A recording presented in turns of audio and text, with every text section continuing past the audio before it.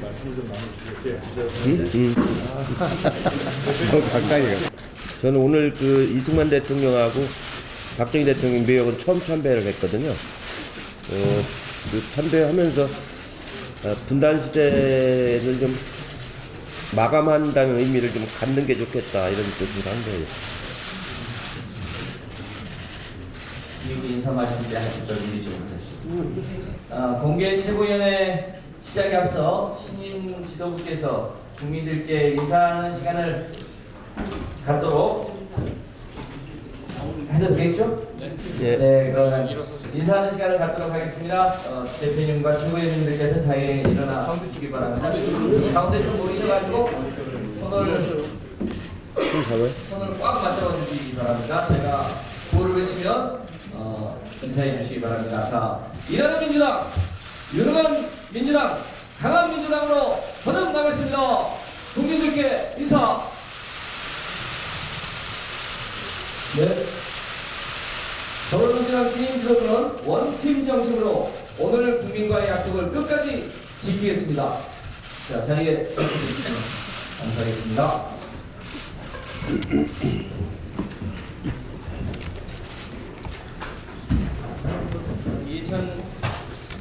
당대표께서 속개 선언으로 더불어민주당 제1차 최고위원회 회의를 속개하겠습니다. 예, 제1차 최고위원회를 속개하겠습니다. 먼저 이해찬 당대표의 발언이 있으시겠습니다. 예, 최고위원님들 그동안에 전당대회 선거를 치르라고 수고가 많으셨습니다. 아주 전례 없이 폭염이 계속되었는데도 당직자 여러분들이 차질 없이 잘 진행해 주셔서 전당대회가 아주 축제의 장으로 끝난 것에 대해서 깊은 감사의 말씀을 드립니다. 추미애 전 대표님과 지도부, 당원들의 헌신적인 덕분이라고 생각을 합니다. 뒤를 이은 저희 신임 지도부로서는 아주 무거운 책임감을 느낍니다. 새로운 시작을 앞둔 우리가 맞닥뜨린 현실은 그리 녹록지 않습니다. 민생 경제 안정에 집중하면서도 한반도 평화체제를 정착시켜야 될 역사적 책무를 가지고 시작을 합니다. 우선 선거 기간 동안 당원과 국민 여러분에게 약속드린 공약부터 차분히 이행하고 점검을 해 나가도록 하겠습니다. 저와 여기 계신 최고위원님들의 공약뿐만 아니라 같이 함께 하신 송영길, 김진표 후보님, 또 황명선, 박정, 유성희 후보님의 공약까지 종합적으로 논의를 하도록 하겠습니다. 모두가 한 마음으로 한 뜻으로 고심해서 만든 공약인 만큼 당을 위한 정책과제로 하나하나 발전시켜 나가도록 하겠습니다. 1차적으로 몇 가지 사안은 신속하게 추진해 나가겠습니다. 첫째, 민생경제 연석회의를 가능한 빨리 구성을 해서 가동을 해 나가겠습니다. 기업, 노동자, 정부, 시민사회가 머리를 맞대고 논의하는 회의체를 구성해서 문재인 정부 경제정책 기조를 뒷받침하고 국민이 체감하는 경제성장을 함께 이끌어 나가도록 민생을 챙길 것입니다. 두 번째는 당정청 협력을 보다 강화시켜 나가겠습니다. 모든 현안에 소통하며 정책이 일관성 있게 추진되도록 하고 그 과정을 진단할 수 있도록 긴밀히 협력을 하겠습니다. 이번 주에 가능한 한 고위 당정청 협의를 공개적으로 이번 주에 추진하도록 하겠습니다.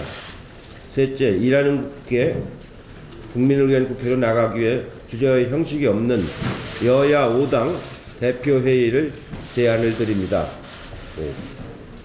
충분히 모든 사안을 가지고 5당 대표가 머리를 맞대고 논의했으면 좋겠습니다. 넷째, 민주정부 20년 집권 플랜 TF를 준비해서 구성을 하겠습니다. 지금의 현황에 안주하지 않고 끊임없는 혁신과 소통으로 시대적인 과제, 국민의 명령을 완수를 하겠습니다. 다섯째로는 탕평과 적재적소에 기초한 당직 인선을 잘 준비해서 실시하도록 하겠습니다. 중진, 원내를 가리지 않고 민주당의 미래를 함께 그려갈 인재를 모시는 노력을 하겠습니다. 문재인 정부 2년차 지금이 가장 중요한 시기입니다. 국민 앞에 드리는 약속의 무게가 결코 가볍지 않음을 명심하며 국정운영의 공동 책임자로서 민생과 경제를 살려나가는 데 주력을 하겠습니다. 21차 남북 이산 가족 만남이 어제 작별 상봉을 끝으로 마무리가 되었습니다.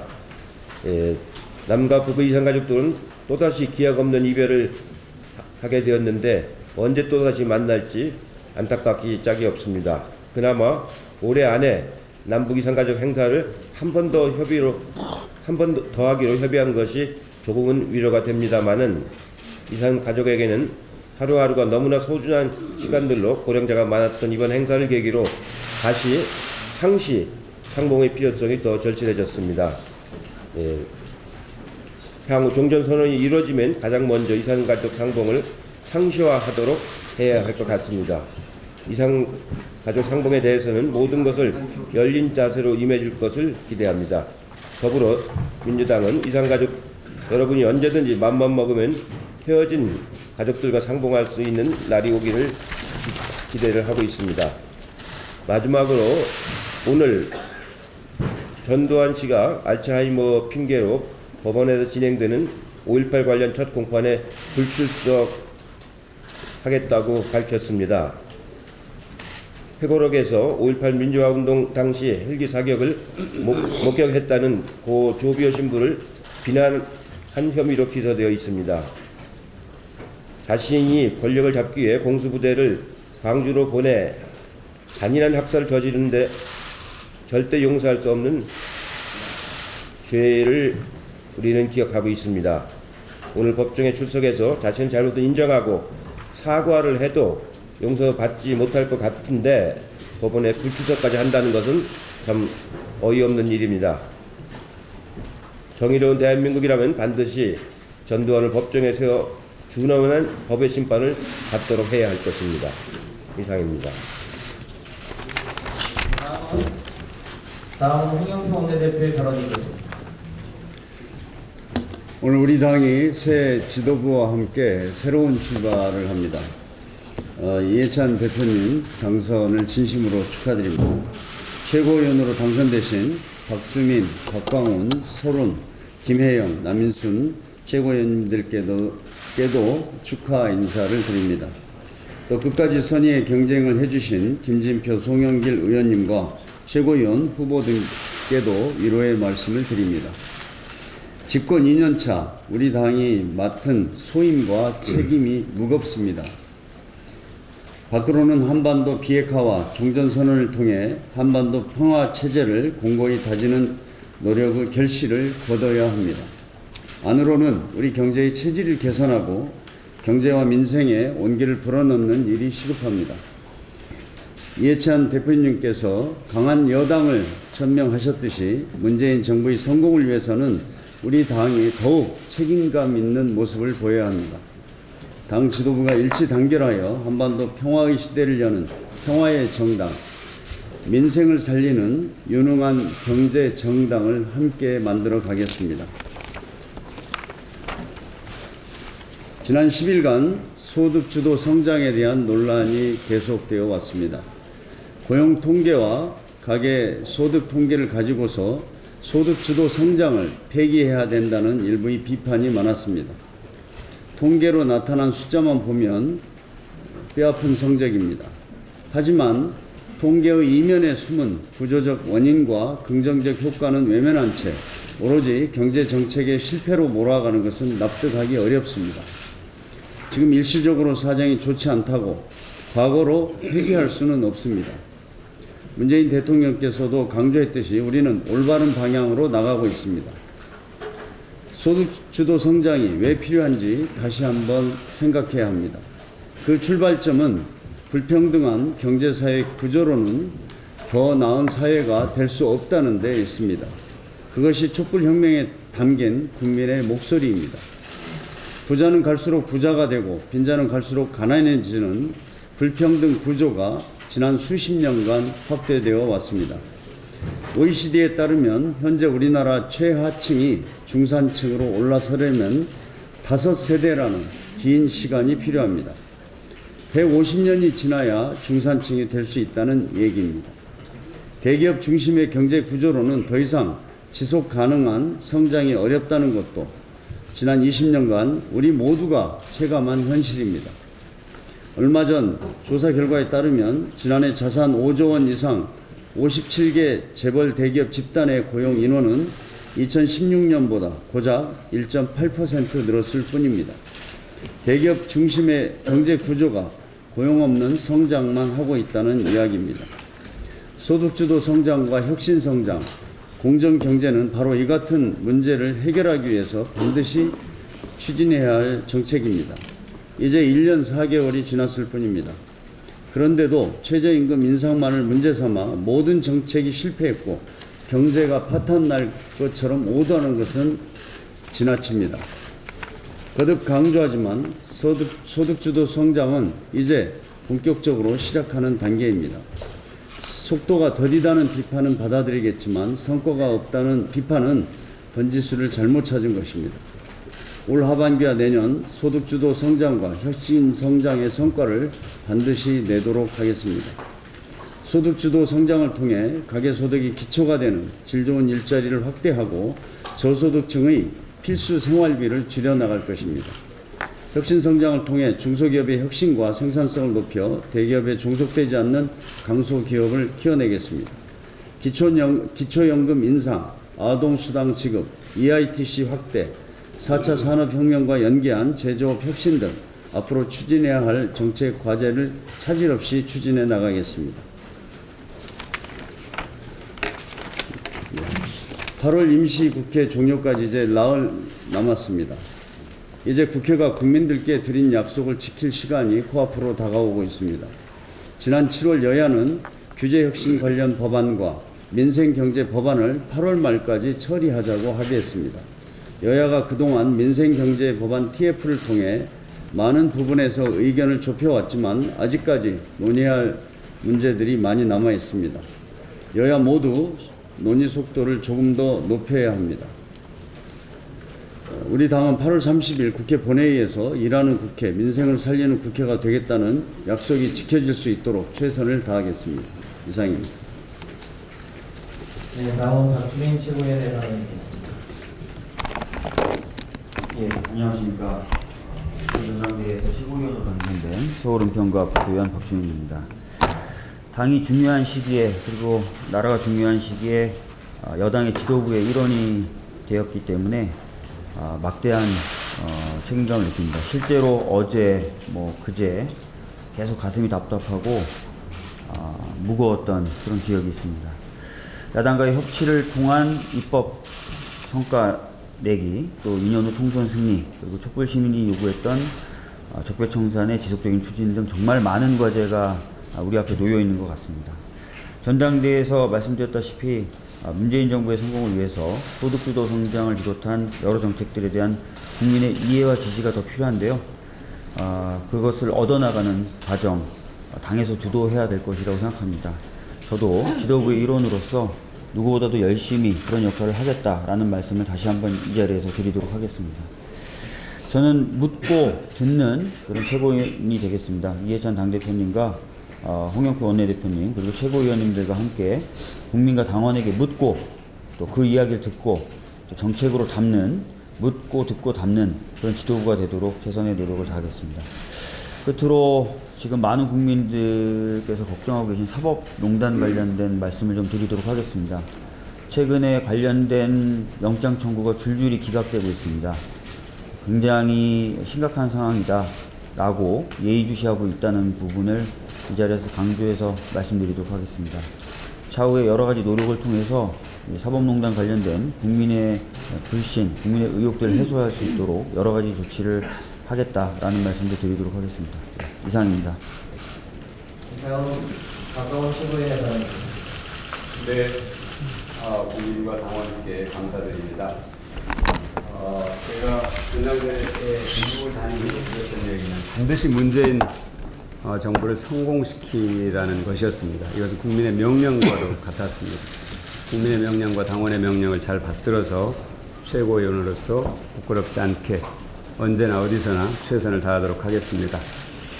허위범 특검이 오늘 수사 결과를 발표할 예정입니다. 사실 이 특검은 애초부터 특검의 대상이 되지 않았다는 일반적 견해가 지배적이었고, 사실 지금 수사 결과 발표도 봐야겠습니다만 특검 기한 연장을 하지 않은 것으로 봤을 때 수사할 내용이 그리 많지 않았다 하는 것을 미루어 짐작할 수 있을 겁니다. 오히려 특검 과정에서 위법성 여부는 없었는지, 또 특검 사무실 앞과 구치소 앞에서의 그런 폭력 사태에 대해서 당 차원에서 충분히 검증할 필요가 있다 하는 것을 분명히 밝혀두겠습니다. 좀 원내대표님 또 대표님 소득주도 성장 많은 말씀하셨는데요. 박근혜 대통령 탄핵은 국정농단에 대한 탄핵뿐만이 아니라 특권 경제에 대한 탄핵이기도 합니다. 소득주도 성장과 혁신성장, 공정경제는 국민의 명령입니다. 그것은 방향을 이미 국민들이 정해준 것이기 때문에 시간의 차나 그 보완책의 정교함에 대해서 다소 논란이 있을 수는 있지만 그 방향은 흔들림 없이 지속적으로 가는 것이 맞다. 그래서 당 차원에서 다양한 프로그램을 통해서 강력하게 뒷받침하는 것이 꼭 필요하다. 예를 들면 토론회라든지 다양한 국민들의 의견 수렴 과정이라든지, 의견 수렴이 아니라 국민들의 설명 과정이라든지 이런 것들이 필요하다고 봅니다. 또 하나는 이제 제가 앞으로 좀 더 집중했으면 하는 것은 당원이 주인인 정당으로의 정당 혁신, 그 다음에 지역이 살아야 나라가 산다는 그런 철학을 바탕으로 한 지역 균형 발전, 자치 분권, 지방 분권 이런 것에 집중하고자 합니다. 감사합니다. 다음 토론 최고위원의 발언드리겠습니다. 우리 이 최고위에서 대한민국의 정치, 경제, 사회, 문화, 외교, 국방 모든 분야에 대한 문제 해결점을 찾아내고, 그리고 여기서 논의되는 게 우리 사회 전반에 활기를 불어넣는 그 시작점이 되기를 기대합니다. 지금 우리 앞에 주어진 제일 큰 문제는 결국 경제, 이 경제를 어떻게 살려낼 것인가, 그리고 한반도 평화를 어떻게 지켜낼 것인가, 이 문제일 거라 생각합니다. 경제에는 활로가 있어야 될 터인데 그 활로는 평화와 함께 있다고 생각합니다. 경제를 살려내고 평화를 찾아내는 이 일은 남북관계가 정상화되고 우리가 북한과 함께 경제 문제를 풀어낼 때 우리 경제가 활성화될 거라는 건 누구나 알고 있는 사실입니다. 그래서 미북 관계가 정상화돼서 정정선언은 물론 미북이 수교하면서 핵이 포기되는, 비핵화되는 이런 상황이 우리가 바라는 상황인데, 근데 최근에 폼페이오 장관이 방북도 취소되고 있고 해서 여러 가지 걱정이 앞섭니다. 물론 다시 또 극적으로 폼페이오 장관이 다시 평양을 가서 미북 회담이 계속될 거라고 기대하고 또 그렇게 되기를 바랍니다만은 지금 상황은 어떻게 될지 알 수가 없는 상황입니다. 이때 다시 지난 5월 달에 미북이 자초위기에 빠졌을 때 문재인 대통령이 나서서 북한 김정은 위원장을 만나고 그리고 미국 트럼프 대통령을 만나면서 양측 간에 있는 불신의 고를 메움으로 해가지고 다시 미북 순회회담이 가능했고, 그 결과가 지금까지 현재로 이어지고 있습니다. 다시 한번 문재인 대통령이 미북 사이에 조정자 역할, 불신의 해소자 역할, 이걸 해냄으로 해서 미북이 다시 만나서 종전선언 또는 그에 버금가는 내용들을 만들어낼 수 있게 되기를 기대를 합니다. 대통령뿐만 아니고 이런 문제에는 우리 국민들도 전적으로 뜻을 같이 한다고 생각하기 때문에 여기에는 여야도 함께 해야 할 거라 생각합니다. 그래서 야당 쪽에서도 판문점 선언에 대한 국회 비준 동의 등에 대해서 적극적으로 나서야 될 것 같고, 또 문재인 대통령께서 평양을 방문할 시에는 함께 가서 여야가 함께 가서 북한 당국과 함께 얘기하는 이런 모양새가 갖춰지기를 바랍니다. 과거에 국가안보에 여야가 없다라는 얘기를 우리는 흔히 해왔습니다. 우리가 과거에 야당일 적에도 그 얘기에 대해서는 맞다고 인정을 하고 있었습니다. 지금도 그 자세는 크게 변하지 않으리라 생각합니다. 한반도 평화 문제, 북한의 비핵화 문제를 해결하는데 여야가 달리 있을 수가 없다고 생각합니다. 따라서 이 주변국에 우리가 한반도 평화와 비핵화를 얼마나 원하는지를 좀 보여줄 필요가 있다 생각해서 이 문제에 대해서는 우리 최고위 지도부 내에서 논의를 좀 더 계속해서 좋은 성과가 어떤 결과물이 나와야 될 거 아닌가 하는 생각을 합니다. 평화와 비핵화를 함께 만들어내는 이 일에 국민들이 동참해 주실 거라 저는 생각합니다. 이상입니다.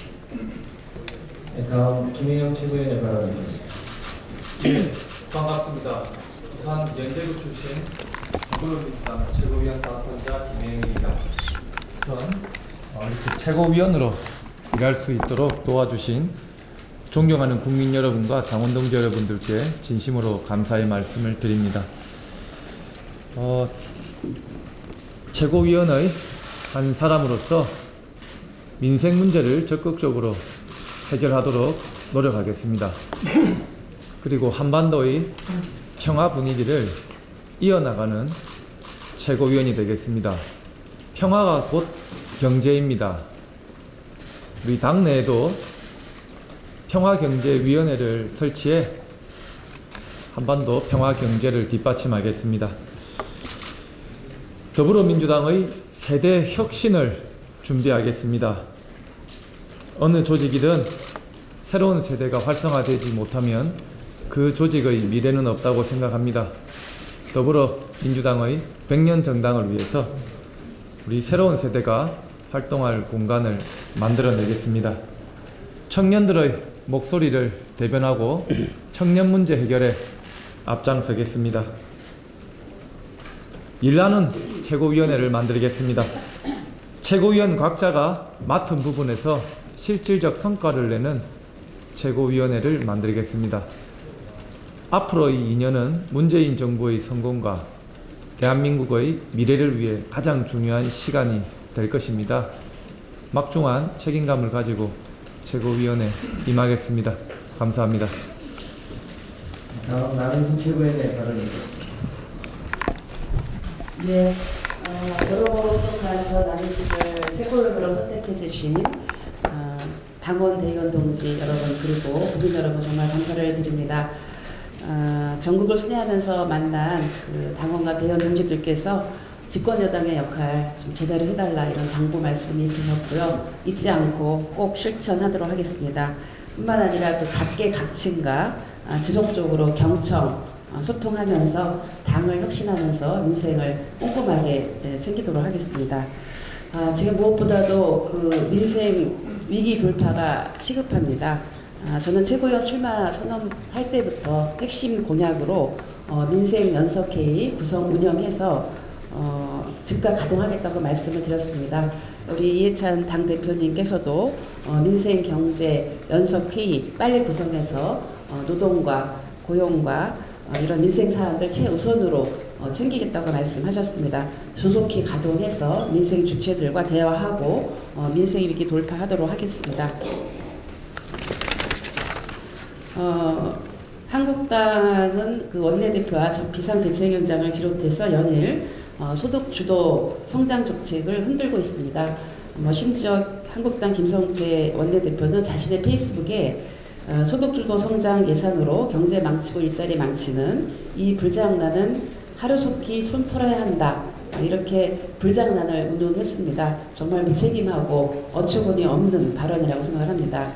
고용 및 소득 분배 등 민생 경제 지표가 개선되지 않기 때문에 소득주도 성장 정책을 멈춰야 한다는 주장은 사실 어불성설이죠. 민생 경제 지표가 개선되지 않고 우리 사회의 불평등 구조가 악화되고 있기 때문에 사실은 소득주도 성장 정책을 속도감 있고 강도 높게 추진해야 된다고 생각을 합니다. 지금 어제 그 청와대 정책실장께서도 발표를 하셨지만 우리나라 OECD 국가 중에서 국내 총생산에 투자하는 비중은 가장 높습니다. 그런데 소비가 차지하는 비중은 지금 OECD 국가 중에서 끝에서 세 번째로 낮은 이런 상황입니다. 이 얘기는 뭐냐면 결국은 우리의 가계 소득을 늘려야만이 소비가 늘어날 수 있다는 부분이고요. 소득주도 성장은 일자리 창출과 최저임금 인상, 또 비정규직 차별 시정, 아동수당 또 청년 구직 수당 도입 등 국민 기본 소득을 확충을 하고 임금 격차 해소를 통해서 가계 소득이 증대가 되면 결국은 소비가 증대되고 내수 확대와 또 견실한 성장으로 그렇게 이어지는 성장과 고용과 분배의 선순환을 실현하는 구조입니다. 이 부분들을 반드시 문재인 정부와 민주당이 실현해 낼 것이고요. 앞으로 그 중소기업과 소상공인, 자영업자들과 소통을 강화해서 최저임금 상승으로 인해 발생되는 부담을 적극적으로 덜어드려야 합니다. 그래서 카드 수수료를 획기적으로 인하하고 임대료 부담 완화하는 부분을 민생 적극적으로 챙기는 저희 그 지도부의 일차적인 실천을 통해서 반드시 확보를 하도록 하겠습니다. 한 가지만 더 말씀드리면 어제 그 이산가족 상봉 공식 그 일정이 어제 마무리가 됐습니다. 이산가족 상봉 신청자가 금년 7월 현재 13만 2천 명에 달합니다. 하지만 많은 분들이 돌아가시고 생존자는 5만 6천 명인데요. 이 중 80대 이상이 65%이고 70대 이상까지 합치면 85%나 됩니다. 그간 20차례의 이산가족 상봉회사를 통해서 이산가족을 상봉한 60대 이상 고령자는 2,046명에 불과합니다. 한 차례 평균 102명 정도가 상봉을 하고 있는 셈인데요.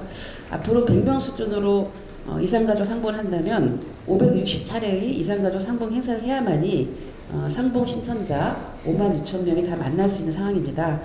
그래서 지금 문재인 대통령께서도 금강산 이산가족 면회소 건설 취지대로 상시 운영해서 그 상시 상봉의 장으로 활용해야 된다라고 이렇게 말씀을 하셨습니다. 인도주의 관점에서 본다면 이산가족 상시 상봉이 정말 절실합니다. 상시 상봉뿐만이 아니라 화상 상봉이라든지 아니면 서신 교환, 고향 방문 등 이산가족 상봉과 교류가 대폭 확대돼야 합니다. 민주당이 더 노력하겠습니다. 감사합니다.